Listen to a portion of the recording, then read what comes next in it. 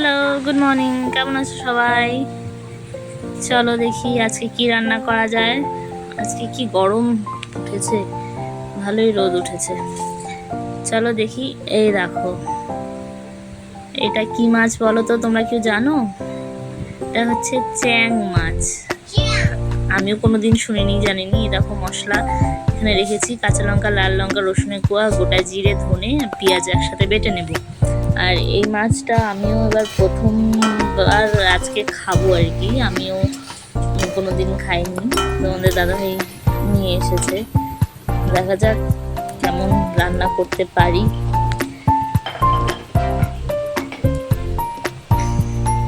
মাছটাকে আমি মশলা দিয়ে ভালো করে ম্যারিনেট করে, তেলও দিয়েছিলাম, দিয়ে একবারে ম্যারিনেট করে কড়াইয়ে দিয়ে দিয়েছি শুকনো লঙ্কা একটা ফোড়ন দিয়ে, তারপরে হলুদ আর লবণ দিয়ে এখন আস্তে আস্তে নাড়ছি।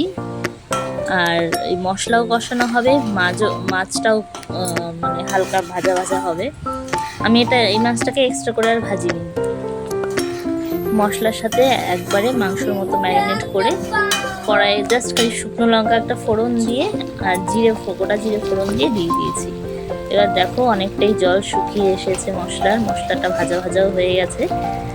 আর কয়েকটা কাঁচা লঙ্কা দু টুকরো করে দিয়ে দিয়েছি।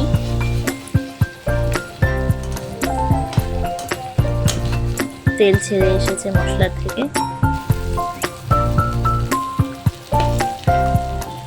এবার হালকা গরম জল দিয়ে দিব, খুব একটা ঝোল হবে না, মাখা মাখা হবে। আমি তো কোনোদিন এটা রান্না করিনি, জানিও না কিভাবে এই মাছটা রান্না করে খায়। তাই আমি ঝাল যেরকম, মাছের ঝাল যেরকমভাবে রান্না করে সেভাবেই রান্নাটা করলাম। তোমরা যদি কোনো অন্যভাবে এই রান্নার রেসিপি জানো, তাহলে মানে এই মাছটা রান্নার রেসিপি জানো অন্যরকম, তাহলে আমাকে কমেন্টে জানিও। এই দেখো তাজা তাজা ধনেপাতা।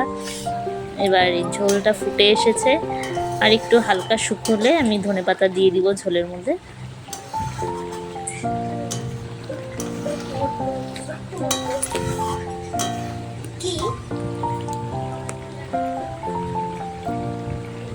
এবার দেখো, এই দেখো তেল ছেড়ে এসেছে ঝোলে, শুকিয়েও গেছে, আর বেশি শুকাবো না। এবার ধনেপাতা দিয়ে আমি এটাকে নামিয়ে নেব। দেখো হয়ে গেছে আমার চ্যাং মাছের ঝাল। তোমরা ট্রাই করে বলো কেমন হলো। ভালো লাগলে কমেন্ট করো।